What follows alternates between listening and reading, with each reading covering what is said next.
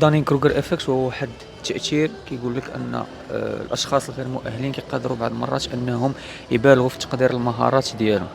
وهذا الشيء مع الأسف اللي كيخليهم أنهم يشاركوا في بعض الأحيان خصوصًا في هذا المجال، يشاركوا معلومات على أساس أنها معلومات مفيدة، لكن في الحقيقة يقدروا يخرجوا على الواحد بهذوك المعلومات. داكشي علاش أنا ديما كنحاول نرد البال داكشي اللي كنقول، وديما ما كندويش بشكل قاطع، وكنخلي وكنفتح المجال للمتلقي أنه يدير البحث ديالو ويتأكد من الهضرة اللي كنقول. كيقول الله عز وجل: قل هل ننبئكم بالأخسرين أعمالا الذين ضل سعيهم في الحياة الدنيا وهم يحسبون أنهم يحسنون صنعا. هاد الآية هادي كتخليك أنك ديما ترد البال من داكشي اللي كتقول، حيت كيقدر في بعض الأحيان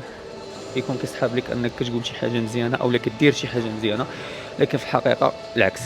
داكشي علاش أنت كواحد كيعطي المعلومة تأكد من داكشي اللي كتقول وما تدويش بشكل قاطع، ديما خلي أولا افتح المجال للمتلقي أنه يدير بحثه ديالو، البحث الصغير ديالو، وأنت كمتلقي رد البال من داكشي اللي كتاخد ودير البحث ديالك، و